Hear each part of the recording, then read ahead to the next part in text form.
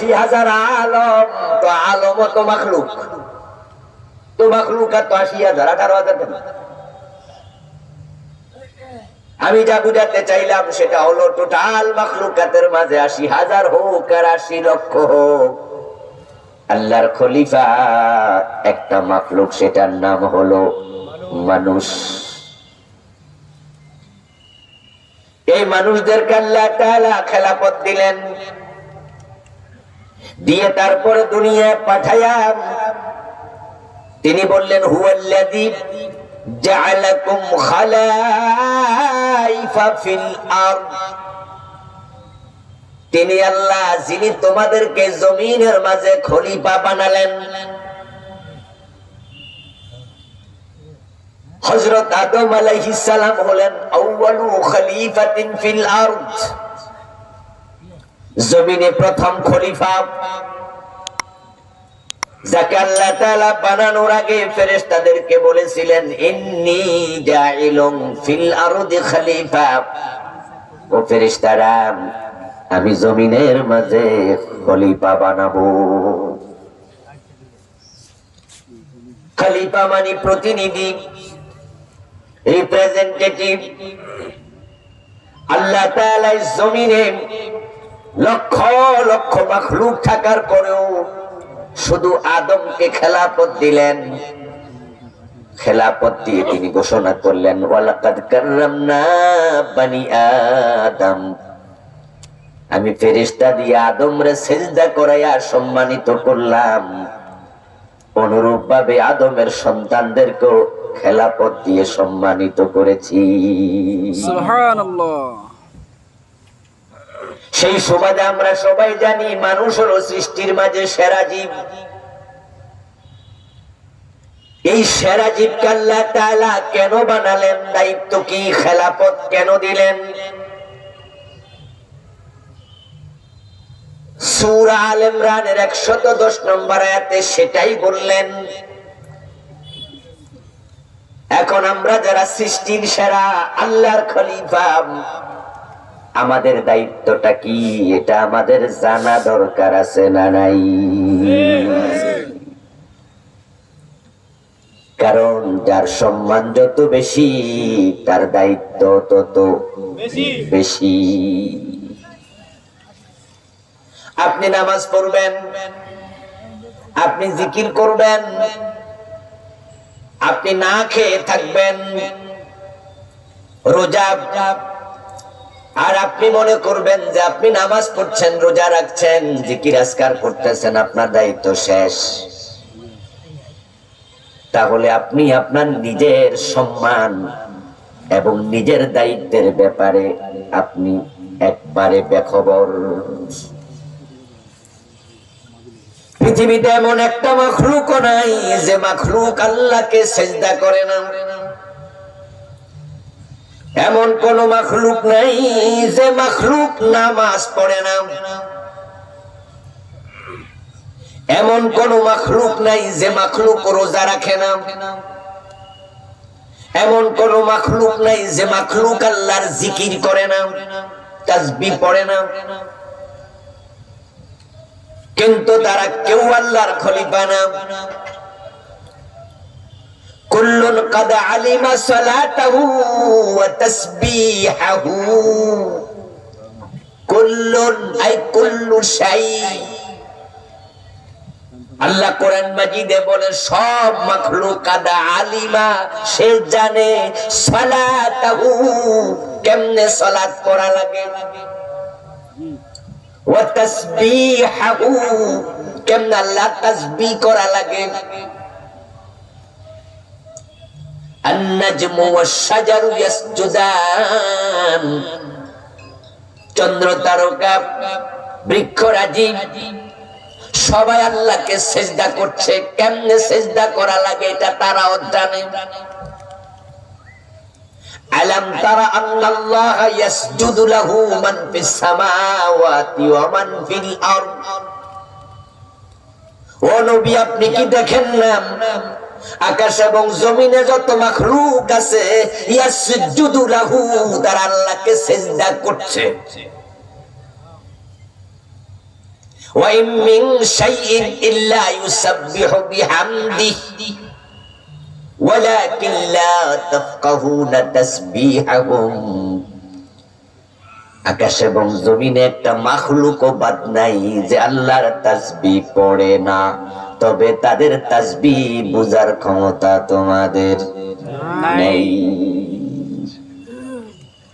সবাই জিকির করে, সবাই তাসবিহ পড়ে, সবাই নামাজ পড়ে, সবাই সিজদা করে, কেমনে করে আমরা বুঝি না, কিন্তু আল্লাহ কয় করে।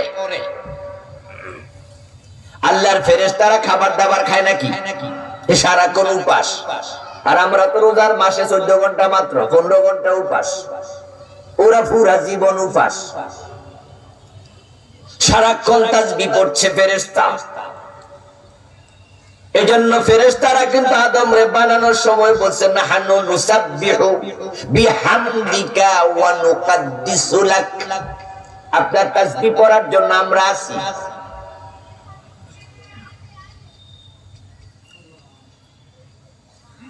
وترى الملائكة حافين من حول العرش يسبحون بحمد ربهم। আল্লাহ বলো, ও প্রিয় নবীজি, আরশের চারপাশে ফেরেশতারা দাঁড়ায়া দাঁড়ায়া সবাই শুধু আপনার রবের তাসবিহ পড়ছে।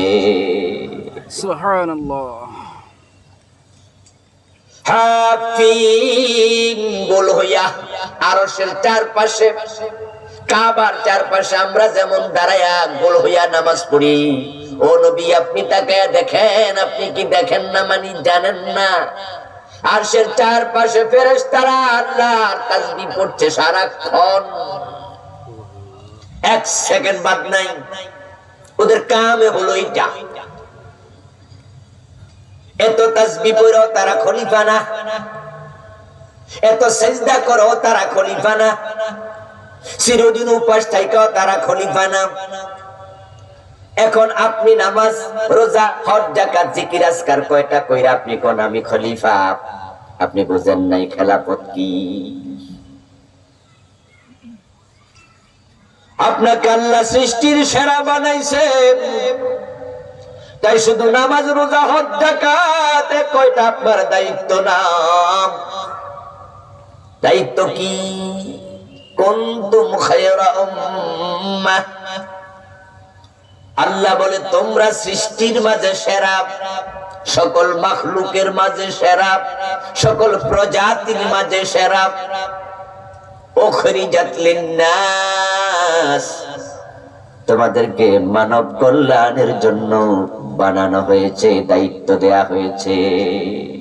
আল্লাহু আকবার। তোমরা ব্যক্তিগত ভাবে একা একা শুধু আমল করার জন্য আমি বানাই নাই। ব্যক্তিগত আমলের জন্য ফেরেশতারা আছে, অন্য অন্য মাখলুক আছে।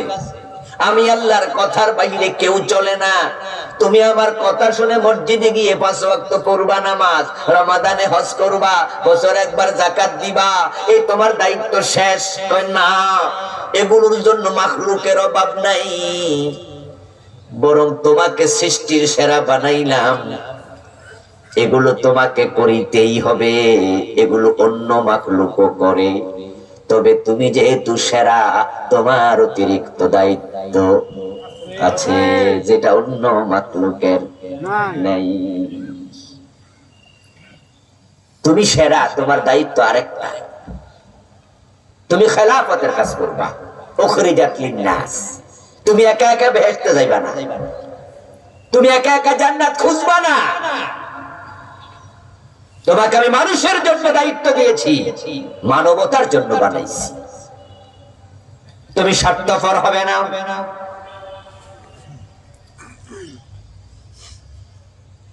তা'মুরুনা বিল মা'রুফ, সৎ কাজ তুমি করবে এবং অন্যকে সৎ কাজের আদেশ করবে। তোমাকে আমের বানাইছি, তুমি আদেশকারী। বিল মা'রুফ, ভালো কাজের। শুধু ভালো কাজ করবে এটা না, তুমি আমের। ওয়া তানহাউনা আনিল মুনকার, শুধু অন্যায় পরিত্যাগ করবে না, অন্যায় যেখানে দেখবা সেখানে তোমাকে বাধা দেওয়ার দায়িত্ব দিয়ে পাঠাইছি। ঠিক। তুমি সমাজে থাকতে ওই সমাজে অন্যায় হতে পারবে না।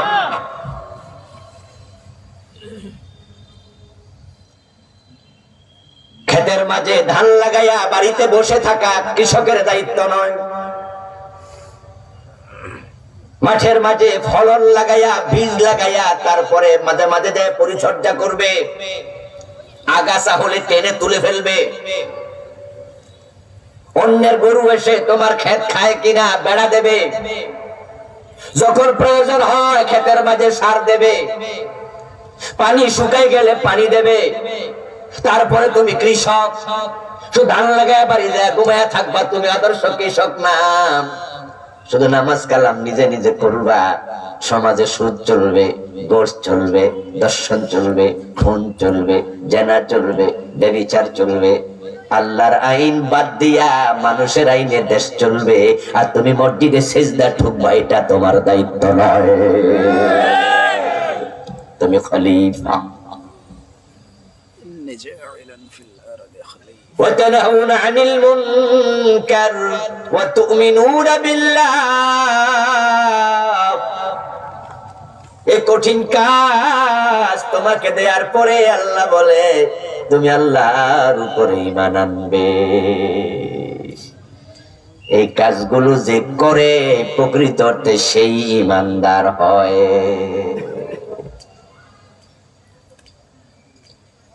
প্রিয় ভাইরা, আল্লাহ তাআলা আমাদেরকে দায়িত্ব দিলেন, খেলাফতের কাজ দিলেন মানুষের। এখন বাংলাদেশের দিকে তাকান, আমরা সৎ কাজের আদেশ করি না, অন্যায় নিষেধ করি না, বরং নিজে নিজে ইবাদত করে জান্নাত খুঁজতেছি, এবং জমিনে আল্লাহর খেলাফত নাই। 53 বছরে শয়তানের খেলাফত চলছে। আমাদের বাংলাদেশে 53 বছরে আল্লাহর আইনে চলে না, ব্রিটিশ আইনে চলে। এর চেয়ে বড় অন্যায় আর কি হতে পারে?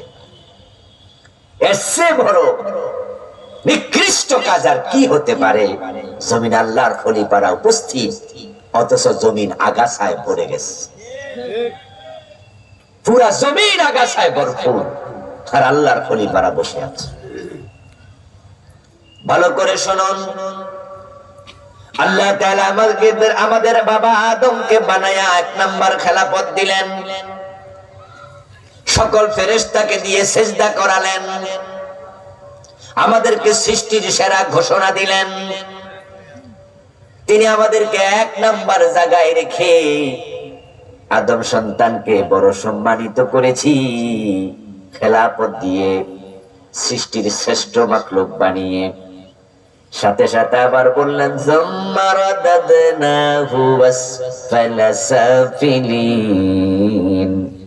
আবার তাদের কিছু মানুষকে আমি সবার নিচে নিক্ষেপ করে ফেলে দিয়েছি।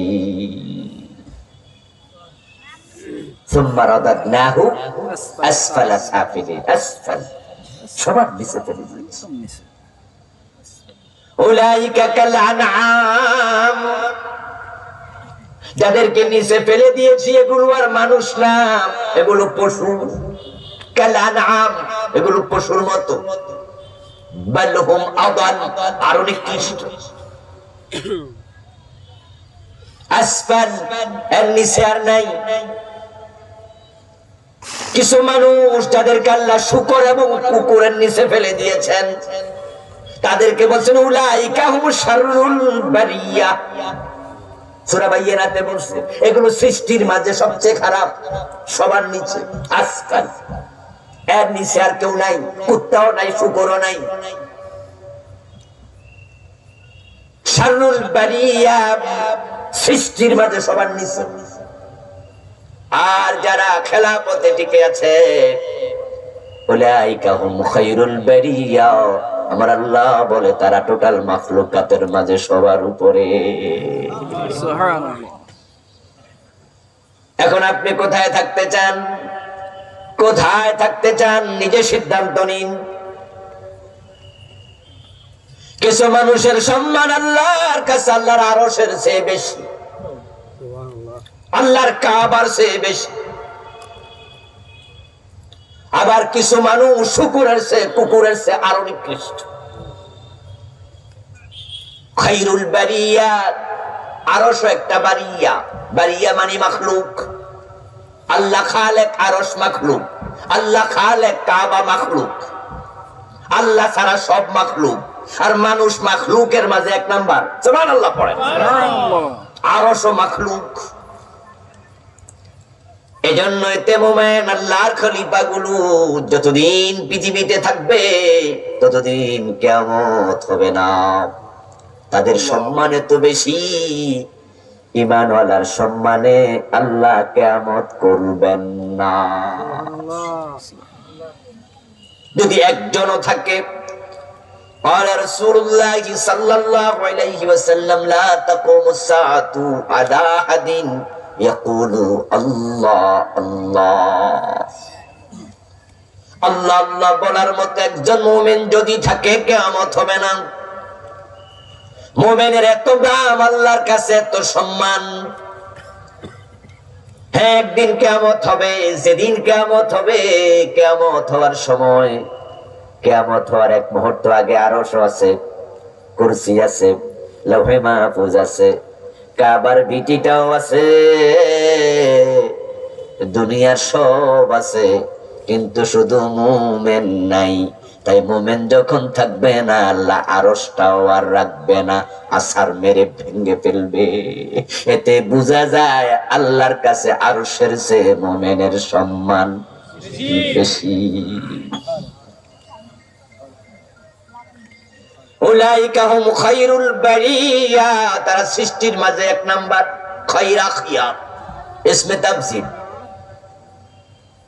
আবার সে জায়গায় থাকতে পারবেন না, সবাই নিচে। এখন প্রশ্ন হলো, এত উপর থেকে নিচে গেল দোষটা কার? আল্লাহর না মানুষের? মানুষের। চুপ করে থাকা যাবে না, কথা বলেন, কনসেপ্ট বলেন। এই যে কিছু উপরে কিছু নিচে, দোষ কি আল্লাহর নাকি? আল্লাহ মানুষকে কোথায় রাখছিল বানাইয়া? তো নিচে গেল কেনা? নিচে তো আপনি নিজে গেলেন, আপনার দায়িত্ব আপনি আদায় করেন নাই। এলাকার মেম্বার পাবলিক বানাইয়া দিছে, কিন্তু মেম্বারের দায়িত্ব কাম না কইরা আপনি উল্টা কাম করছেন। তাহলে জেলখানায় কি পাবলিক যাইব নাকি আপনি যাইবেন? কেন এটা করলেন? মানুষ ভোট দিয়ে এমপি বানাইছে, কথা ছিল সরকারের মালামাল গুলো যথাযথ জায়গায় দেবেন, আমানত পৌঁছাবেন, মানুষের দেয়া এই ভোটের সম্মান রাখবেন। কিন্তু আপনি এমপি হইয়া উল্টা কাম কুকাম করছেন, পাবলিকের দোষ নাকি? জেলে তো আপনি যাবেন। আমার দোস্ত যদি ঠিকঠাক মতো কাম করতো 300 এমপি একসাথে পালান লাগতো না, ঠিক না? এখন সবাই ফালাইছে, পাবলিক তো আর ফালায় নাই। পাবলিক তো ঠিকই বাংলাদেশে রয়েছে, পুরা সব গাঠি গোটা লইয়া কেন ফালাই গেছে? কারণ তাদের দায়িত্ব পালনে তারা ব্যর্থ। যাহা করা দরকার তা আপনি করেন নাই, আপনি ভুল করলেন। ও দোস্ত, যে জিনিস যত উপরে থাকে সেটা যদি পড়ে যায় তাহলে সে তত নিচেই নামে, এটাই নিয়ম। 10 হাত উপরে উঠলেন গাছে, হোঁচটকে পড়ে গেছেন, 10 হাতই তো নিচে যাবেন। যদি 20 হাত উপরে উঠতেন, পড়ে গেলে 20 হাত নিচে যেতেন। যদি কেউ 100 হাত উপরে উঠে পড়ে 100 হাত নিচে যাবে। আল্লাহ রাখছে সবার উপরে, যদি থাকতে না পারেন পড়লে যাবেন সবার নিচে। সুবহানাল্লাহ। পোলাও ফসলে কিন্তু আর খাওয়া যায় না, কারণ সাধারণ চালের চেয়ে পোলাও চালের দাম কম না বেশি? হ্যাঁ, যেটা দামি এটা ফসলে আর চলে না, নষ্ট হয়ে যায়। 30 টাকা কেজি ভাত, চাল রান্না করছেন, ভাত হয়েছে, যদি সকালবেলা দেখেন যে পয়সা গেছে, হালকা দুর্গন্ধ, ভালো করে কলের পানি দিয়ে ডলা মলা দিলে কিন্তু আবার লবণ মরিচ দিয়ে খাওয়া যায়। কিন্তু পোলাও পয়সা যায় 100 টাকা কেজি চাল, তা ধুইতে গেলে দেখবেন যে নাই, সব গেছে। বিরিয়ানি পচলে খাওয়া যায় না।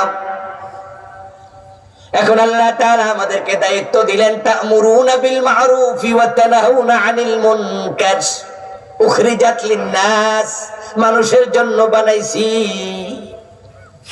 এজন্য আপনি কান চোখ খোলা রাখেন, মানুষের খবর নেন, সমাজের ব্যাপারে একটু সচেতন থাকেন। আল্লাহর এমন কিছু বান্দা আছে দেখবেন নামাজ রোজা শুধু করে না, 24টা ঘন্টার মাঝে যতক্ষণ সজাগ থাকে শুধু দাওয়াতি কাজ, আল্লাহর জমিনে আল্লাহর দ্বীন কায়েমের জন্য পাগল হয়ে কাজ করছে।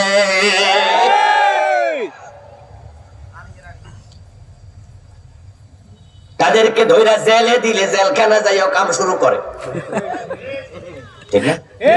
ওখানে যাওয়ার পরও দেখা যায় চোর ডাকাতরে ভালো করে লাগ।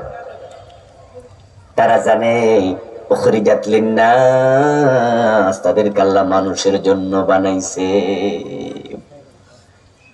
আপনাকে লয়ে বিব্রত রহিতে আসে নাই কেহ বনি পড়ে, সকলের তরে সকলে আমরা, প্রত্যেকে আমরা পরের তরে। মানবতার প্রতি আপনার দায়িত্ব অনেক বেশি, তাই তো আপনি মানব সেবা করবেন। আর সবচেয়ে বড় মানব সেবা হলো মানুষকে জাহান্নাম থেকে বাঁচানোর চেষ্টা করা। সৎ কাজের আদেশ দিয়ে মানুষকে সৎ কাজে রত করে দেন, অন্যায় কাজে বাধা দিয়া অন্যায় থেকে বিরত রাখেন। ওই মানুষটা অন্যায় থেকে বিরত থাকবে, সৎ কাজ করবে, যখন এভাবে মারবে মরবে আল্লাহর জান্নাত পেয়ে যাবে। একজন মানুষকে জান্নাত মুখী করার চেয়ে উত্তম মানবতার কল্যাণের কাজ আর নাই।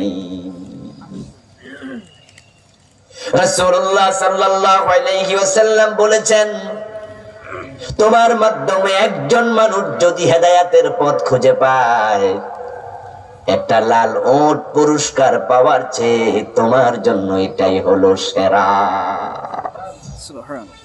লাল ওট মানে হলো রাসূলুল্লাহর জামানায় আজকের হেলিকপ্টারের মতো দামি জিনিস, মার্সিডিজ বেঞ্জ গাড়ির মতো দামি জিনিস।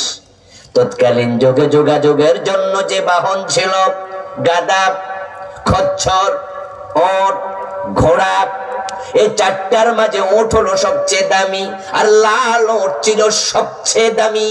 নবী মুহাম্মদ বলেন, একটা লাল ওট পাইলে তুমি যত খুশি হবে, আনন্দিত হবে।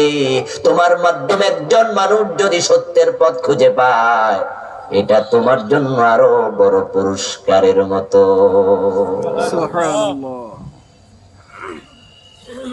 এই জন্য মানবতাকে নিয়ে ভাবুন, মানুষকে সত্যের পথে ডাকুন। রাসূলুল্লাহ থেকে দেয় এটা বড় দায়িত্ব।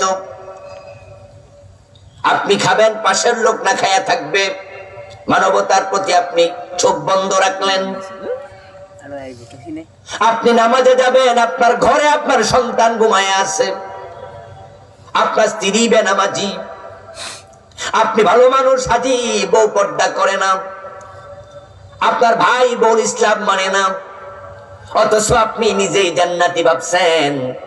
নো বন্ধু, ও আনফুসাকুম ও আহলিকুম নারা, জাহান্নাম থেকে নিজে বাঁচো, নিজের পরিবারকেও বাঁচাও। হাসরের ময়দানে শুধু সন্তানের মামলায় বাবা আসামি হয়ে জাহান্নামী হবে, এমন বাবা অসংখ্য, অথচ বাবা নামাজি ছিল। স্ত্রীর মামলায় স্বামী আসামি হয়ে জাহান্নামে যাবে, অসংখ্য স্বামী, অথচ স্বামী হাজী সাহেব ভালো মানুষ। শুধুমাত্র সন্তানের প্রতি, স্ত্রীর প্রতি, সমাজের প্রতি দায়িত্ব আদায় করে নাই, তাই আল্লাহ তাকে জান্নাত দেবেন না। ইয়া আইয়ুহাল্লাযীনা আমানু ইন্না মিন আজওয়াজিকুম ওয়া আওলাদিকুম আদুওয়ান লাকুম ফাহদারুহুম। ও মুমিনেরা, তোমাদের কারো কারো স্ত্রী, কারো কারো সন্তান আল্লাহর সামনে তোমাদের বিরুদ্ধে মামলা দিয়া দুশ্মনী করবে। সেদিন তারা বলবে, আল্লাহ আমার বাবাকে ডাকো, আমার বাবা নিজে নামাজে গেছে, আমাকে নামাজে নেয় নাই,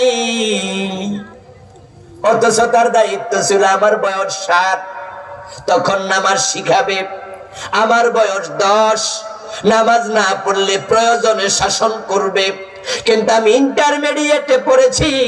বাবা ফজরের নামাজে শীতের মাঝে মসজিদে চলে গেছে, আমাকে সাথে করে নেয় নাই।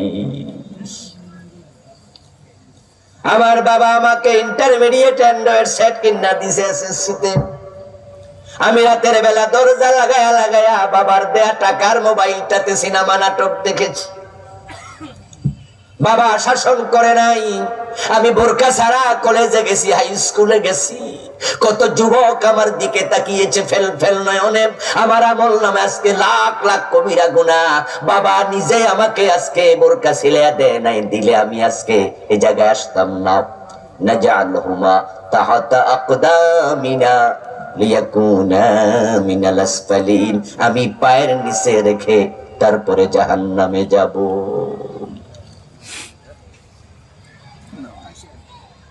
ও বন্ধু আমার, আপনাকে আমাকে মামলার আসামি হওয়া লাগবে।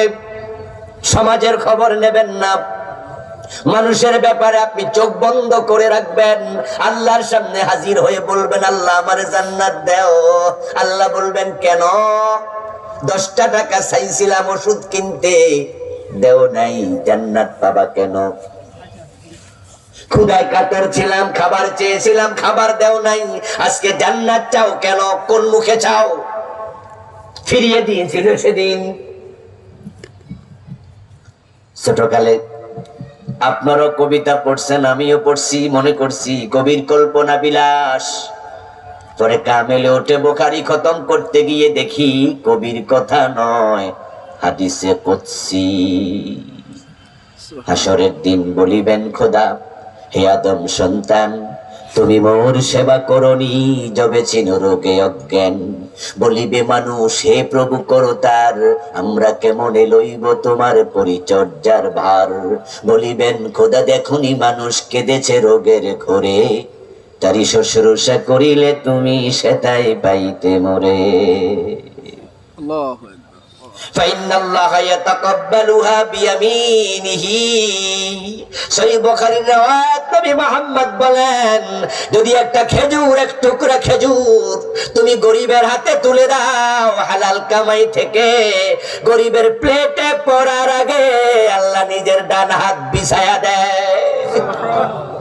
উখরিজাত লিন্নাস, মানুষের জন্য বানাইছে। والله لا يؤمن والله لا يؤمن والله لا يؤمن من لا يأمن جاره بوائقه। তোমার দ্বারা তোমার প্রতিবেশী ক্ষতিগ্রস্ত হবে। তুমি মানবতার অকল্যাণ করো, ক্ষতি করো। তুমি সিনেমা হল বানাইয়া মানুষের দুজকে নাও। তুমি সুদী ব্যাংক বানাইয়া মানুষকে মায়ের সাথে জেনা করার মতো অপরাধী বানাও। তুমি আল্লাহর আইন বাদ দিয়া মানুষের আইনে সমাজ চালায়া সমাজটাকে তুমি পথভ্রষ্ট করো। এই জাতীয় কাজ যদি তুমি করো, যার ক্ষতি থেকে মানুষ বাঁচে না, আল্লাহর কসম সে মুমিন না। সমাজে সিনেমা থাকবে, আপনি চুপ করে থাকবেন।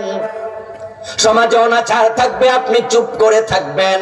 ভালো করে শুনুন, আসাকিতু আনিল হাক্কি শায়তানুন আখরাস। যারা অন্যায় দেখার পরেও কথা বলে না, চুপ করে থাকে, সবগুলা বোবা শয়তান। সব বোবা শয়তান। তুমি নামাজ পড়বে, সমাজে নামাজ কেন কায়েম হবে না?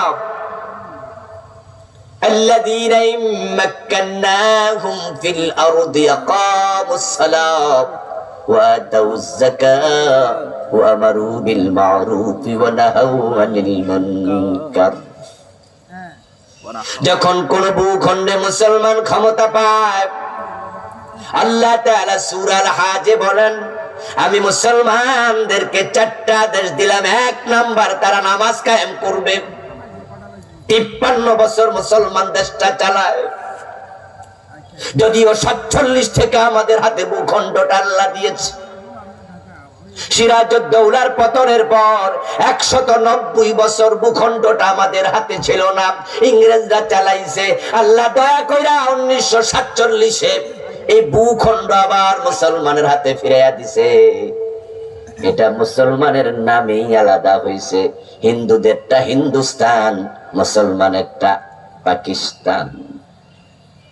তো মুসলমানের নামে যে ভূখণ্ড আলাদা হয়, যে ভূখণ্ড স্বাধীন হয়, ওই ভূখণ্ডে মুসলমান নেতা থাকলে নামাজ কেন কায়েম হবে না?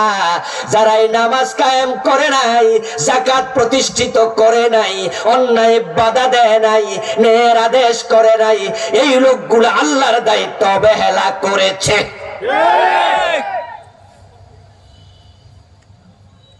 এখন আপনারা আমার সামনে যারা আছেন, সে অবহেলাকারীদের আপনারা অনেকে আছেন যারা তাদের ভোটার, তাদের ডোনার, তাদের সাপোর্টার, যারা 53 বছর বাংলাদেশ চালাইলো, নামাজ কায়েম করলো না, চোর ধরে হাত কাটলো না, ডাকাত সলে দিল না, জেনা করলে পাথর মারলো না, মদ পান করলে 80 বেদ দিল না। সৃষ্টি যার, আইন চলবে শুধুই তার, এই বিধানটার ধারে কাছেও গেল না। আপনি নিজে দেখেন, নিজেই জানেন, তারপরও আপনি তারে ভোট দেন। ঠিক ঠিক। তাকে ডোনেট করেন, তার মিছিলে আপনি যান, তাকে সাপোর্ট করেন, অথচ আপনি নামাজি, অথচ আপনি হাজি। আপনার দায়িত্বকে শুধু নামাজ আর রোজা, মানবতার দায়িত্ব আল্লাহ আপনাকে দিয়ে সেরা মাখলুক বানাইছে। আল্লাহ বলে নাই পুরা মানবতাকে নিয়ে আপনাকে ভাবতেই হবে। মানুষ যখন মানুষের জন্য হয়, তখন আরশের মালিক আল্লাহ তার জন্য হয়ে যায়। আর-রাহিমুনা ইয়ারহামুহুমুর রহমান। যারা জমিনওয়ালার জন্য হয়, রহমান আল্লাহ তার জন্য হয়। মানুষের প্রতি দয়া দেখাও, দয়া দেখাও। তোমার চোখের সামনে মানুষগুলা জাহান্নামে চলে যাচ্ছে। এই দেশটা জাহান্নামে মানুষকে নেয়ার জন্য গত 15 বছর কত রকমের চেষ্টা নেতারা করছে, কল্পনা করতে পারবেন না। তারা সংবিধানে ঢুকাইছে, বইয়ের মাঝে ঢুকাইছে, জনগণ সকল ক্ষমতার উৎস। যারা মানবে সবগুলো মুশরিক, জাহান্নামী। রাষ্ট্রগুলা বানায়া মানুষরে মুশরিক বানাচ্ছে। তারা বইতে ঢুকাইছে, টেলিভিশনে প্রচার করেছে, ধর্ম যার যার উৎসব, সবার পাবলিককে শোনাচ্ছে, বুঝাচ্ছে হিন্দুদের উৎসবে যাও, অসুবিধা নাই, ধর্ম যে যারটা মানুক, আনন্দ একসাথে করো। অথচ কোন ব্যক্তি যদি কোন হিন্দুদের উৎসবে নিজের হিন্দুদের পূজা উৎসব মনে করে যায়, সাথে সাথে ঈমান শেষ। রাষ্ট্র মুশরিক বানাচ্ছে, কাফের বানাচ্ছে। ক্লাস 6 এর বইতে 2023-এ বিবর্তনবাদ ঢুকাইছে, সরাসরি ঈমান বিরোধী একটা মতবাদ।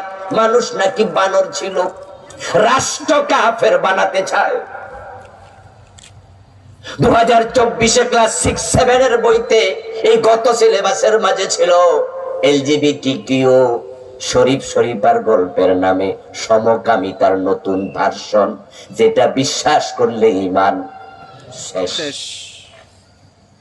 যেই রাষ্ট্র এইভাবে মানবতা বিরোধী, ইসলাম বিরোধী, আদর্শ বিরোধী কাজ প্রমোট করে, যারা সেই রাষ্ট্র দীর্ঘদিন চালালো, আপনি নামাজি হইয়া তাকে সাপোর্ট করছেন, তাহলে বোঝা গেল আপনিও মানবতার সাথে উপহাস করছেন। অথচ কুনতুম খায়রা উম্মাহ উখরিজাত লিন-নাস, আপনাকে মানবতার কল্যাণের জন্য আল্লাহ বানাইছে।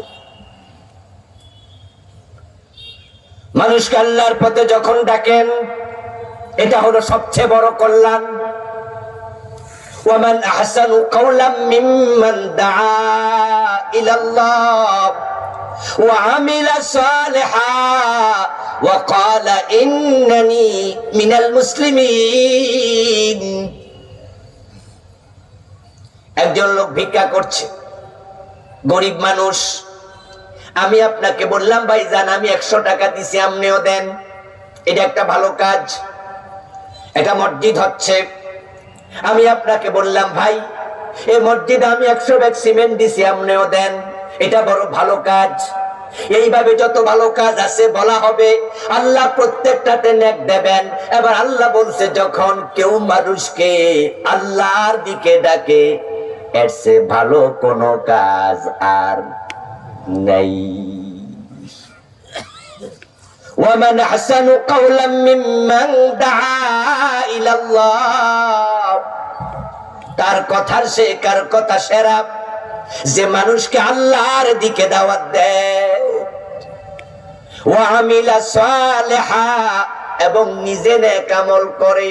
ওয়া ক্বালা ইন্নানি মিনাল মুসলিমিন, এবং ঘোষণা করে আমি একজন মুসলিম। এখন এই যে একটা কাজ, এই কাজটা একা একা হয় না, এটার জন্য সংঘবদ্ধ প্রচেষ্টা লাগে। এজন্য অন্য আয়াতে আল্লাহ বলেন, ওয়ালতাকুম মিনকুম উম্মাহ ইয়াদউনা ইলাল খায়র, তোমাদের মাঝে একটা দল থাকা উচিত, যেই দলের মানুষগুলো মানুষকে কল্যাণের পথে ডাকবে। ওয়ালতাকুম মিনকুম উম্মাতুন, তোমাদের মাঝে একটা দল থাকা উচিত। কে বলতেছে? আল্লাহ। জোরে বলেন, কে বলে? আল্লাহ। তোমাদের মাঝে একটা দল থাকা উচিত, ইয়াদউনা ইলাল খায়র, যে দলের লোকেরা মানুষকে কল্যাণের পথে ডাকবে। ইয়ামুরুনা বিল মারুফ, তারা সৎ কাজের আদেশ দেবে। ওয়া ইয়ানহাউনা আনিল মুনকার, তারা অন্যায় দেখলে প্রতিরোধ করবে। তাই একটা দল থাকা উচিত। আর আপনারে জিজ্ঞাসা করি, ভাইজান আপনার খবর কি? আমি কোন দলমল করি না। কোন দল করে না এমন ফির বাংলাদেশে আছে না নাই? পাবলিকের জানাই দে, কইয়া দিও আমাদের ফিসাব কোন দলে নাই। এবং তিনি মানুষের কাছে এটা প্রচার করে মজা পায় যে আমি কোন দল করি না। সব দলের লোকেরা ওনার কাছে দোয়া চায়, কয় যে ওনার দোয়াটা আসল দোয়া, যেহেতু উনি কোন দলে নাই, তা মন ভইরা দোয়া করবে।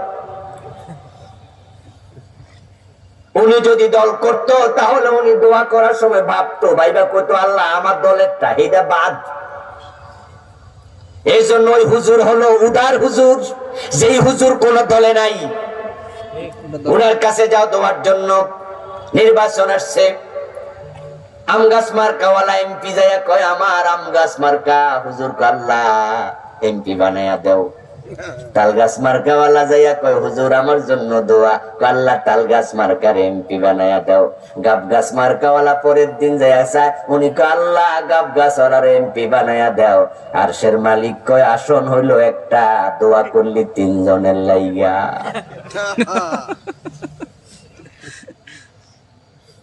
সবার থেকে সুবিধা নেওয়ার জন্য কিছু আলেম, কিছু ফির, কিছু বক্তা, কিছু মসজিদের খতিব, কিছু নামাজি, কিছু হাজি আজকের মাঠেও আছে। তো আমি কোন দল করি না। অথচ আল্লাহ নিজে দলের কথা বললেন, ওয়ালতাকুম মিনকুম উম্মাহ, তোমাদের মাঝে একটা দল থাকবে। ওই দল মানুষকে জাহান্নামের দিকে ডাকবে না, ব্রিটিশ আইন প্রতিষ্ঠা করার জন্য ডাকবে না, সিনেমা হল সুদী ব্যাংকের দিকে ডাকবে না। ইয়াদউনা ইলাল খায়র, ওই দলের লোকের আল্লাহর কোরআনের পথে মানুষকে ডাকবে।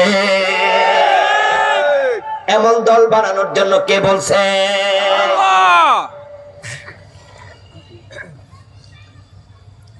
ও দোস্ত, কান খুলে শুনুন, আল্লাহ তাআলা দলের কথা কেন বলেন?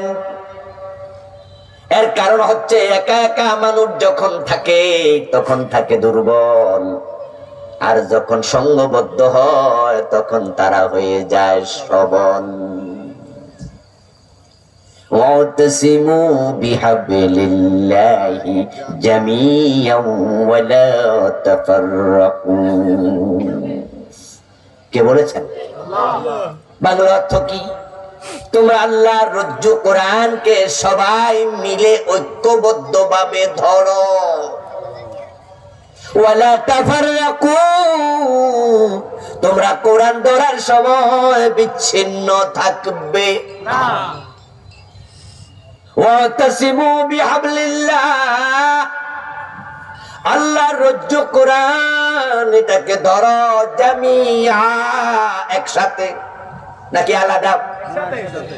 আল ইত্তিহাদু কুওয়া, ঐক্যের মাঝে আছে শক্তি। আপনাদের বাড়িতে মা বোনেরা আছে, বাড়ি যায় আপনার মায়ের একটা চুল অথবা বোনের একটা চুল ধরবেন হাতে, একটা চুল ধরে দেখবেন টান দেবেন, সাথে সাথে ছিঁড়ে যাবে। আর যদি 20টা চুল একসাথ করে টান দেন, আঙ্গুল কেটে যাবে, চুল আর ছিঁড়বে না। যখন মানুষ আলাদা থাকে তখন তারা দুর্বল, যখন একসাথে তখন তারা সবল। যারা ইসলাম বিরোধী তারা ঐক্যবদ্ধ ভাবে তারা বিরোধিতা করে, তাদের মোকাবেলার জন্য ইসলাম ওয়ালাদেরও ঐক্যবদ্ধ হওয়া দরকার আছে না নাই? তা'মুরুনা বিল মা'রুফ, তোমরা সৎ কাজে আদেশ করো, এটা আল্লাহর অর্ডার। তাই সৎ কাজের আদেশ, অসৎ কাজের বাধা, এটা আমাদের জন্য ফরজ। অর্ডার করেছেন কে? আল্লাহ। আর আল্লাহর আদেশ মানা কি? ফরজ। রাসূলুল্লাহ সাল্লাল্লাহু আলাইহি ওয়াসাল্লাম বলেন, এই আল্লাহর আদেশ, অন্যায় দেখলে প্রতিরোধ করা, ন্যায়ের জন্য আদেশ করা, এর সাথে তোমার ঈমানের মান সম্পৃক্ত, তোমার ঈমানের ক্লাসিফিকেশন জড়িত। যদি সমাজে কোন অন্যায় তুমি দেখো, তাহলে তুমি তোমার ক্ষমতা প্রয়োগ করে অন্যায়টাকে মূলোৎপাটিত করে যদি দিতে পারো, ওই হিম্মত তোমার থাকে, তাহলে তুমি হলে ফার্স্ট ক্লাস মুমিন। অন্যায় দেখে যারা প্রতিবাদী হয়, যদি হাতে প্রতিরোধ করে, সে 1 নাম্বার মুমিন। যদি সেই সক্ষমতা তোমার না থাকে, তাহলে তুমি মুখে প্রতিবাদ করো, তুমি হবে 2nd ক্লাস মুমিন। ফাইন লাম ইস্তাতি ফাবিকলবিহি, যদি তুমি অন্যায় দেখে মুখেও না বলো, অন্যায় দেখার পরে মুখেও বলে না, চুপচাপ থাকে, এমন কিছু ভালো মানুষও আছে। কয়েক তো ঝামেলাটা আমি জড়াইয়া লাভ নাই। মানুষে সিনেমা হল বানায়, আমি কি করতাম? মানুষের সুদ খায়, আমি কি করতাম? মানুষের পোলাপান মদ খায়, আমার কি করার আছে? এজন্য উনি কিন্তু ভালো মানুষ। উনি সুদ খায় না, ঘুষ খায় না, মদ খায় না, হারাম খায় না, উনি কিন্তু নামাজি। তবে সমাজে অন্যায় দেখে কোনো প্রতিবাদ করে না, মুখেও বলে না। মুখে যদি বলতো তাহলে 2nd ক্লাস। প্রিয় নবী বলেন, যদি মুখেও না বলো, সামর্থ্য নাই তাই। শব্দটা কিন্তু হলো সামর্থ্য যদি না থাকে, এর মানে দাঁড়ালো সামর্থ্য থাকলে তুমি নিচের দিকে যাইতে পারবা। সামর্থ্য যদি না থাকে, ফাবিকলবিহি, তাহলে তুমি অন্তরে পরিকল্পনা করো কিভাবে অন্যায়কে মূলোৎপাটিত করা যায়। ঘৃণা করো, এটা ভুল অনুবাদ। এই হাদিসে ঘৃণা শব্দটাই নাই। হাদিসে আতফ মাতুফ হলো তাগয়ীরের উপরে। মান রা মিনকুম মুনকারান ফালিয়ুগায়্যিরহু বিয়াদি, তাগয়ীর উল্টায়া দাও, প্রতিরোধ করো হাত দিয়া, প্রতিবাদ করো মুখ দিয়া, প্রতিবাদ করো অন্তর দিয়া। অন্তরের প্রতিবাদ হচ্ছে পরিকল্পনা, ঘৃণা না। কারণ ঘৃণা করলে অন্যায় দূর হয় না। অন্যায় যদি হাতে না পারো, মুখে না পারো, অন্যায় দূর করার জন্য অন্তরে পরিকল্পনা করো, ঠিক না? প্ল্যান করো, মনে মনে ভাবো কেমনে অন্যায়টা উল্টানো যাবে। এবার প্রিয় নবী আপনার ঈমানের ক্লাসিফিকেশন করে বলছেন, ওয়াযালিকা দাফুল ঈমান, যারা অন্তরে পরিকল্পনা করে তারা হলো সবচেয়ে দুর্বল ঈমানদার। এবার বলুন তো, যাদের অন্তরে পরিকল্পনা নাই তাদের খবর কি? মুনাফিক। অন্য হাদিসে রাসূল বলেছেন, লাইসা ফি কলবিহি মিসকালু হাববাতিন মিনাল ঈমান, যে সমাজে অন্যায় দেখার পরে অন্তরে পরিকল্পনা করে না, তার অন্তরে সরিষা পরিমাণ ঈমানও নাই। সমাজ অন্যায় ভরপুর হবে আর আপনি তাহাজ্জুদ গুজার হবেন, এসব লাভ নাই। আপনি সৃষ্টির সেরা, এটা আপনার স্পেশাল দায়িত্ব। সূরা আল ইমরানের 110 নম্বর আয়াত আল্লাহ দায়িত্ব দিছে, তা'মুরুনা বিল মা'রুফ ওয়া তানহাউনা আনিল মুনকার। এই দায়িত্ব আপনাকে আল্লাহ দিয়েছে, পালন করতেই হবে। হাদিসে আছে ওয়াল্লাহু ইলা জিবরিল আন আকলি বিমাদিনাতা কাদা বিআহলিহা। একবার আল্লাহ তাআলা জিবরিল আমিনকে বললেন, জিবরিল যাও অমুক এলাকা অধিবাসী শুদ্ধ উল্টায়া দিয়ে আসো। জিবরিল আমিন আসলেন, ওই এলাকা অধিবাসী সহ উল্টায়া দেবেন। ওখানে গিয়ে দেখতে পান আল্লাহর এক বান্দা নামাজে রত, সালাম ফিরায়া জিকিরে রত। জিবরিল আমিন অপেক্ষা করছেন দেখি কি করে। দেখে আল্লাহর বান্দা একের পর এক নামাজ পড়ছে। জিবরিল আমিন তার আমল নামা ঘাটলেন, দেখি আমল নামায় কি আছে। আমল নামা দেখে জিবরিল অবাক হয়ে গেলেন। সাথে সাথে তিনি বলেন, ইয়া রাব্বি ইন্না ফীহিম আবদাকা ফুলানা লাম ইয়াসিকা তারফাতা আইন। ও আমার রব, যে এলাকা উল্টানোর জন্য আপনি পাঠালেন, ওই এলাকায় এসে দেখি আল্লাহর এক বান্দা, আপনার এক বান্দা আছে তাদের মাঝে, যারা আমলনামায় দেখলাম 1 সেকেন্ডের জন্য কোনো গুনার কাজ নাই। লাম ইয়াসিকা তারফাতা আইন। চোখের পলক পড়তে যতটুকু সময় লাগে, সে সামান্য সেকেন্ডের জন্য আপনারও বাধ্য হয় নাই। এখন জমিন যদি উল্টায়া দেই, এই গজবের মাঝে তো সে পড়ে যাবে। এখন তাকে কি করব আল্লাহ আপনি বলুন। আরশের মালিক জবাব দেয়, আকলিভা আলাইহি, জমিনটা আগে তার মাথার উপরে উল্টাও। ও আলাইহিম, তারপরে আবার পাবলিকের মাথার উপরে উল্টাও, তারে সিরিয়াল 1 নম্বরে দাও। ফাইন্না ওয়াজহাহু লাম ইয়াতামাআর ফিয়া সাআতান কাত্তু। আল্লাহ তাআলা কারণ বর্ণনা করেন, জিবরিল শোনো, জমিনের মাঝে অসংখ্য অন্যায় অনাচার ছিল। এই অপরাধ দেখো কোনদিন রাগে তার চেহারা লাল হয় নাই। আমার প্রিয় ভাইয়েরা বলুন তো, আপনার বাড়ি দখল করতে যদি কেউ আসে, আপনি বাড়ি তারে দিয়া চলে যাবেন না প্রতিবাদ করবেন? ঘরে চোর ঢুকলে আপনি চোরে বলবেন আসেন, নাকি প্রতিবাদ করবেন?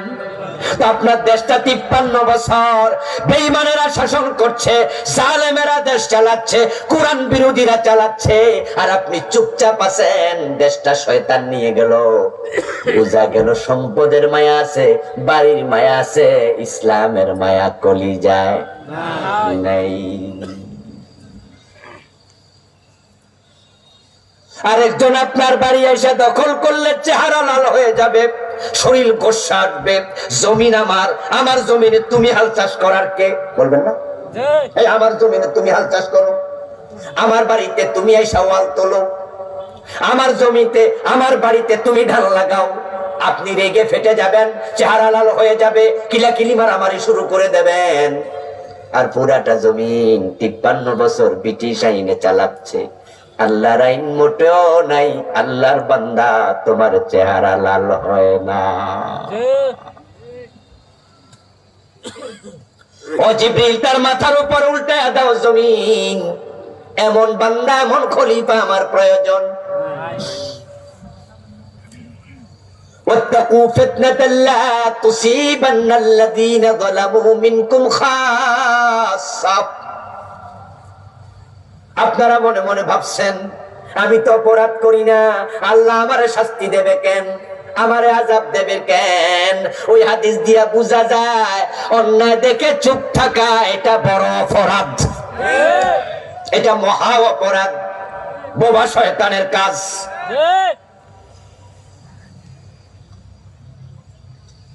রাস্তার পাশে যুবতী মেয়ে দাঁড়ায় দাঁড়ায় কাঁদে।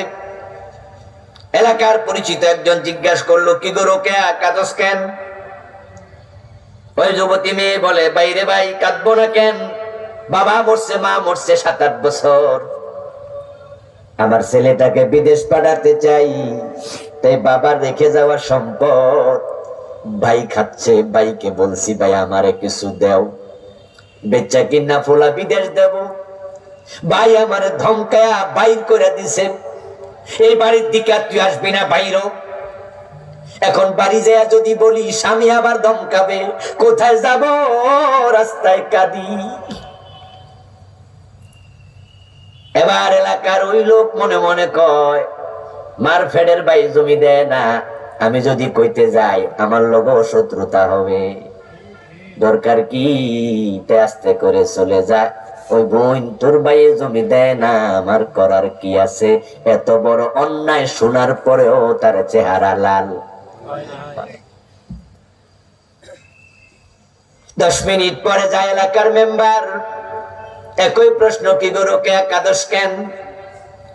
উত্তর পাইয়া মেম্বার মনে মনে ভাবে, রোকেয়ারে বিয়া দিছি ফাতের থানায়, আরে এই বেটা আমার ওয়ার্ডের লোক, এখন যদি তারে গিয়া কই বোনের হক দেশ না কেন, তাহলে আগামী নির্বাচন আমার আর ভোট, ঝামেলা করে লাভটা কি? আর রোকেয়া তো এলাকার ভোটার না, এর পক্ষে যাই আমার লাভ কি? আস্তে করে মেম্বার চলে যায়, বলে যায়, মায়ের পেটের ভাই জমি দেয় না, আমি কি করতাম? এই সমাজে অন্যায় দেখতে দেখতে আমাদের সয়া আজকে সমাজে অন্যায়ের সয়লাভ করে ফেলেছে। অন্যায় যেখানে প্রতিরোধ যদি সেখানে হয়, অন্যায়কারী থামতে বাধ্য হবে।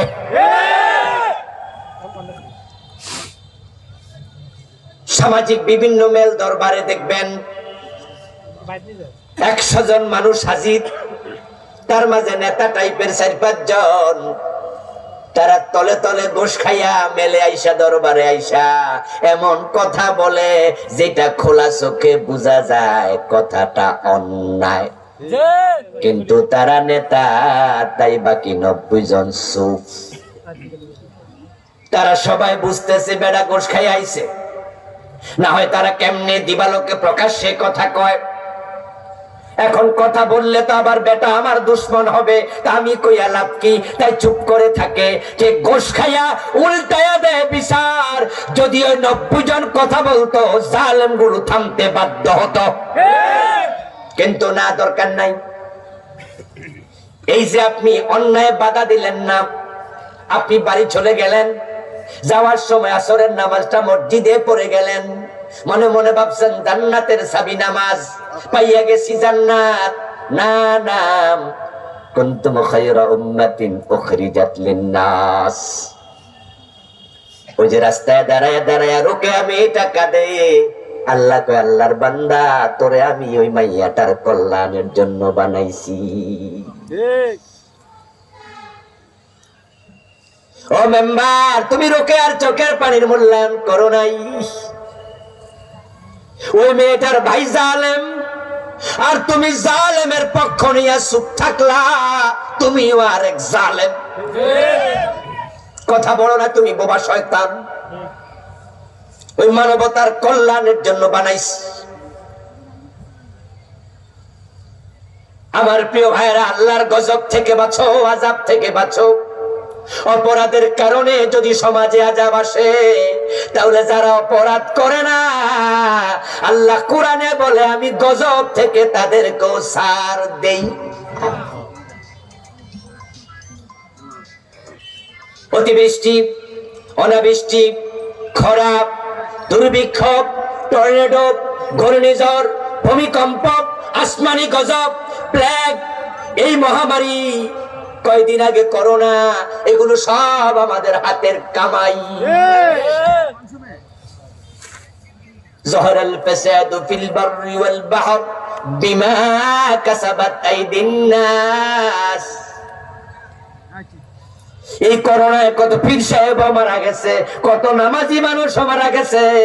জমিনে যখন অন্যায় বেড়ে যায়, আসমান থেকে গজব নেমে আসে। প্রিয় নবীজি সাল্লাল্লাহু আলাইহি ওয়াসাল্লাম বলতেছেন, দুনিয়ার মানুষেরা হলো সবাই একটি নৌকার যাত্রীর মতো। নৌকায় যাত্রী ওঠো, রাসূল উদাহরণ দিচ্ছেন। একদল দোতলায় সিট পেল, আর একদল নিচতলায়। পানি পানের জন্য একটা ড্রাম আছে, সেটা দোতলায় রাখা আছে। নিচতলার লোকেরা মাঝে মাঝে পানির জন্য দোতলায় যায়, কিন্তু দোতলায় যারা বসে আছে পাতা আল্লাহ বিহ, রাসূলুল্লাহর বলা শব্দ। দোতলার মানুষেরা কোন একজন পানির জন্য গেছে নিচতলা থেকে, তারা বিরক্ত হইছে। বিরক্ত হইয়া কষ্ট পাইয়া কইছে, ও মিয়া, তুমি নিচতলা থেকে বারবার পানির জন্য কেন আসো? আর ওই লোকটা ছিল একটু ঘাটতেরা প্রকৃতির। সে কয়, ঠিক আছে, দোতলায় পানির জন্য আসলে বিরক্ত হও, আমিও দেখাই দিমু পানি কার কাছে বেশি আছে। ফাখাযা ফাসান ফাজআলা ইয়ানকুরু ফি আসফালিস সাফিনা। প্রিয় নবীজি বলছেন, সে একটা কুড়াল সংগ্রহ করলো, তারপরে নৌকার নিচে আবার কাটতে শুরু করলো। উপরে দোতলার লোকেরা আওয়াজ শুনতেছে, ঠুক ঠুক ঠুক ঠুক আওয়াজ। কোন একজনকে পাঠাইলো, যা তো দেখ নিচে কিসের আওয়াজ। সে নিচতলায় এসে দেখে বেড়া নৌকা ছিদ্র করতেছে। ফাকালা মালাকা ইয়া ফুলান, আয়েশা কয়, মিয়া কি করতেছো? ও জবাব দেয়, কেন দেও না কি করি, পানি বাইর করি। তোমাদের কাছে গেছিলাম পানির জন্য, তোমরা বিরক্ত হইছো, তো আমিও দেখাচ্ছি পানি কার কাছে বেশি। নবীজি কি চমৎকার উদাহরণ দিলেন। এবার বলতেছে, এই বেটা আবার দোতলায় গিয়ে খবর দেয়। দোতলার লোকেরা যদি খবর শুনে বলে, নিচতলা ছিদ্র হইলে আমাদের কি, আমরা তো আরামে আছি। কিছুক্ষণ পরে বেড়াও ডুববে, তারাও ডুববে। আর যদি তারা এসে তার হাত থেকে কুড়ালটা কেড়ে নিয়ে যায়, তাহলে তারাও বাঁচবে, ওই বেটাও বাঁচবে। ঠিক আমাদের দেশও তাই। আমরা মনে করি অন্যরা অপরাধ করে, আমাদের কি, কিন্তু গজব আসলে কেউ বাঁচবে না। জাতিকে জাহান্নাম থেকে বাঁচানোর জন্য আমরা ইসলাম ওয়ালারা কোরআনের আইনের কথা বলি।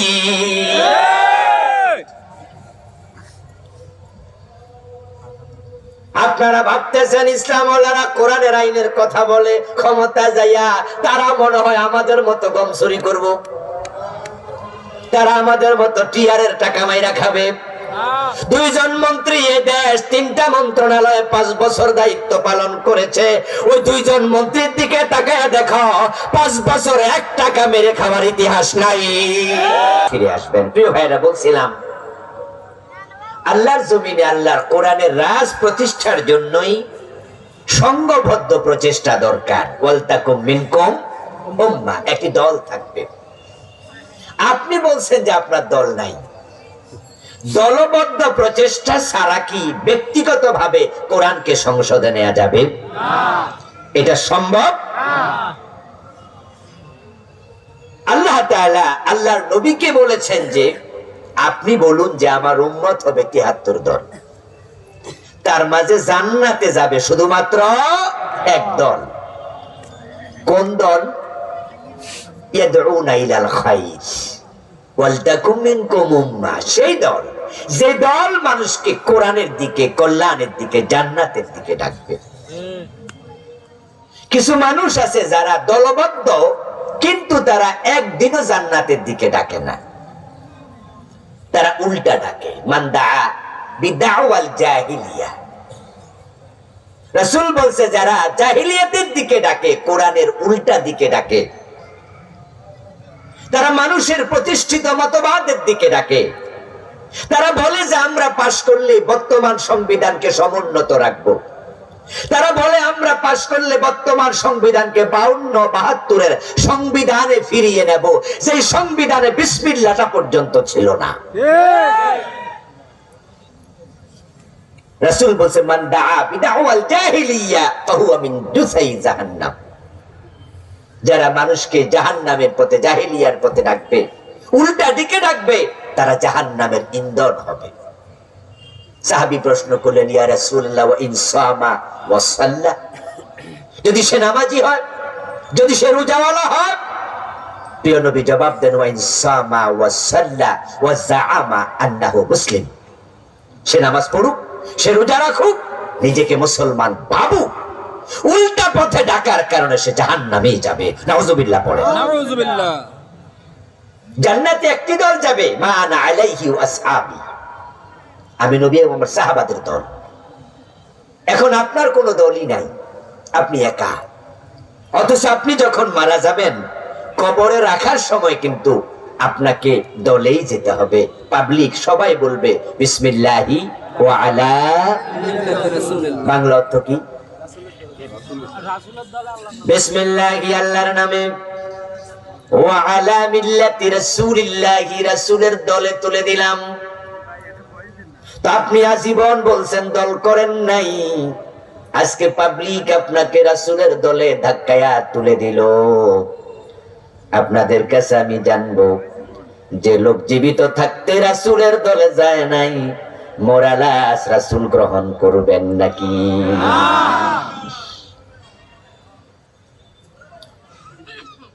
রাসূলুল্লাহ দলে আপনাকে আসতেই হবে। মরার আগে যদি না আসেন, পাবলিক ধাক্কায়া মরার পরে কিন্তু দেবেই। আর মরার পরে যে লোকটাকে ধাক্কায়া দিল, পাবলিক সবাই মিলে, বলুন তো সে নিজে গেছে না পাবলিকে ধাক্কাইছে? তো যে নিজে যায় না, রাসূল কেন নেবে? ঠেকায় পড়ছে নাকি?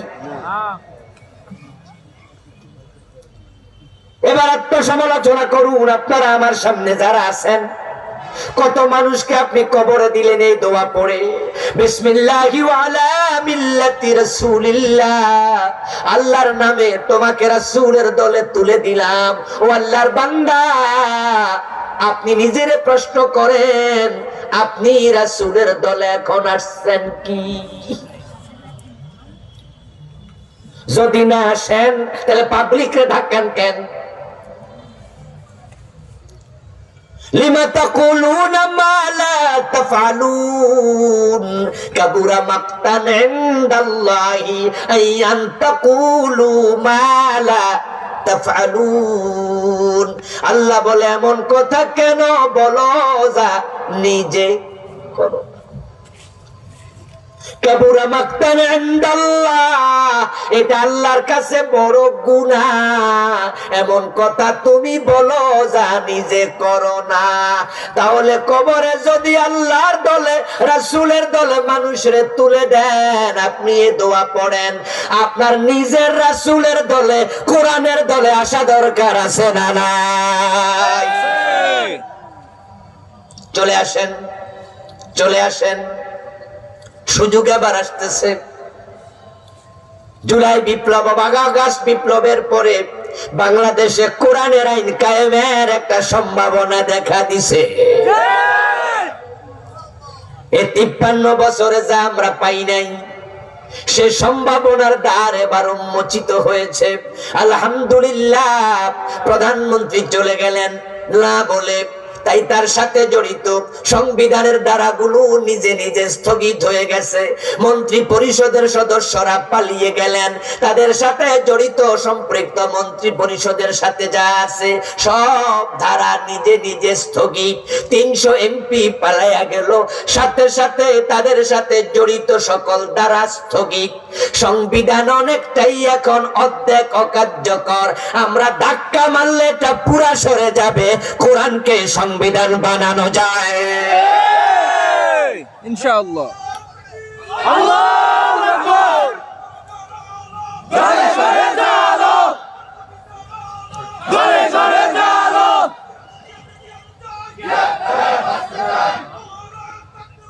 আল্লাহু আকবার। আমার বন্ধু, সুযোগ এবার আল্লাহ করে দিছে। জুলাই যে বিপ্লব হলো, এই বিপ্লব কিন্তু কোনো মানুষ করে না, এটা করেছে স্বয়ং আল্লাহ। আমাদের ছাত্র জনতা ছিল কারণ জুলাইয়ের 1 তারিখে যখন আন্দোলন শুরু হলো ভালো করে, তাদের দাবি ছিল সংস্কার, কোটা সংস্কার। রাষ্ট্রের সরকার পরিবর্তনের চিন্তাও মাথায় ছিল না। তারা বলছে আমাদের চাকরিতে কোটাটা একটু সংস্কার করে দেন।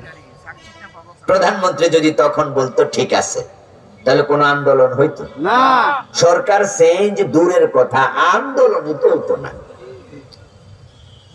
যেটা উঠছিল ওটা ছিল ঘামাসি, কিন্তু চুলকাইলে যে ক্যান্সার হইয়া রুগী মরে যাবে রুগী ভাবে নাই। এর আগে কত বড় বড় আন্দোলন উনারা দমাই দিছে, কোনো ব্যাপারই না। আর এটা তো ছিল ফোলাফানের আন্দোলন, দাদারা ফেল, বাপেরা ফেল, চাচারা ফেল, ফোলাফান 100 নাম্বার পাইয়া পাস। পাস করে দিছে কেডা? আসমানের মালিক আল্লাহর গজব। যখন গুলি হলো তারা রাস্তায় নামলো, আমি তো অবাক হই। 28 অগাস্টে ঢাকাতে কত বড় সম্মেলন হলো, 3-4টা ককটেল ফুটানোর পরে 28 অক্টোবর গত 28 তারিখে কত বড় সম্মেলন ঢাকায়, কয়টা ককটেল ফুটছে আর সব নেতা কর্মী সব পালাই গেছে। আর অগাস্ট বিপ্লব যারা ঘটাইলো তারা বুক ছেটিয়ে গুলি দিয়েছে। আজীব, কেউ ফলায় না। পুলিশ বলতেছে স্যার গুলি দিলেই তো 1-2টা মরে, বাকিটি খারাই থাকে। সুবহানাল্লাহ। গুলি শেষ হয়ে যায়, তারা সরে না, ঠিক কিনা? আজীব, পিচ্ছি পিচ্ছি পোলা পান, 10 বছর 12 বছর রাস্তা। ওদের বুকের মাঝে আল্লাহ এমন হিম্মত এবার ঢুকে দিছে যে এবার যা ঘটাবো আমি আল্লাহ, তোরা সামনে যা। সুবহানাল্লাহ। সেটাই ঘটে গেল। তবে হ্যাঁ, একবারে 5 তারিখ পর্যন্ত অগাস্টের বাংলাদেশের একজন মানুষও বলে নাই সরকার পালিয়ে যাক, বলেছে পদত্যাগ, ঠিক না? 9 দফা যখন 1 দফা হলো, দাবিটা কি ছিল? এটা তো কয়দিনের ঘটনা, মনে আছে না? কি বলছে? পালাই যান। কেন পালাবে? তারা তো দেশের লোক। অন্যায় যদি করে দেশে আইন আছে, আদালত আছে, বিচার হবে, প্রয়োজন ওরা মুক্তি পাবে, না হয় তারা জেল খাটবে। নেতারা জেল খাটার ইতিহাস কি বাংলাদেশে নতুন? প্রেসিডেন্ট এরশাদ জেল খাটে নাই, খালেদা জিয়া খাটে নাই, এই প্রধানমন্ত্রী যিনি পালাইছেন তিনিও জেল খাটেন নাই। জেল খাটা তো ব্যাপার না, ভুট্টোকে ফাঁসি দেয়া হয়েছে। উপমহাদেশের রাজা রাজাদের ফাঁসির ইতিহাস আছে, কিন্তু পালানোর ইতিহাস নাই।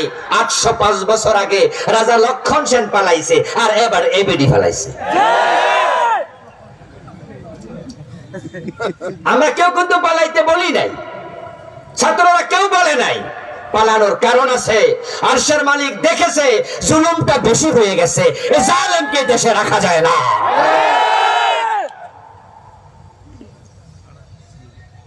যে ওয়াকার যাইয়া বলছে যে ম্যাডাম মাত্র 45 মিনিট, আচ্ছা ও বেটারে কি সেনাপ্রধান আমরা বানাইছিলাম? ও কি আমরা আত্মীয়? না উনার আত্মীয়? আত্মীয় উনার বানাইছে উনি। বেড়া যাইয়া কয় কেন 45 মিনিট? আমরা শিখাইছি নাকি? নাকি সমন্বয়করা ফোন করে কইছিল 45 মিনিট? এরা তো মোবাইলও ধরবো না সেনাপ্রধান, তো বেড়া কয় কেন? আর বেড়া কইছে বেড়ি তো কইতে পারতো আমি বঙ্গবন্ধুর কন্যা যাবো না, প্রয়োজনে বইরা যাবো, তাও তো হইতো। কিন্তু না, উনিও বলেন নাই, ঠিকই পালিয়ে গেছেন। আল্লাহ কইছে আমি করাইছি। যে আল্লাহ সুযোগ দিছে, ওই আল্লাহর কোরআনটাকে এবারই সংবিধানে পাঠানো দরকার। সুযোগ কাজে লাগান। আল্লাহু আকবার। জোরে জোরে জালো, আল কোরআনের আলো। আমার প্রিয় ভাইয়েরা, আল্লাহর কোরআনকে এবারই সংবিধান আমরা বানাতে চাই। ডক্টর কামালের লেখা সংবিধান 53 বছরে আমাদেরকে শান্তি দিতে পারে নাই, চুরি বন্ধ করতে পারে নাই, বরং এই সংবিধানের ফাঁক ফোড় দিয়া ঢুইকা বাড়ির ফিয়ন নাকি 400 কোটি টাকা চুরি করে নিয়ে যায়। এদেশের টাকা চুরি করে কানাডায় বেগম পাড়া তৈরি হচ্ছে, এটা থামাতে হবে। জাতিকে অর্থনৈতিক মুক্তি দিতে হবে, আল্লাহর জান্নাতের দিকে ডেকে নিতে হবে।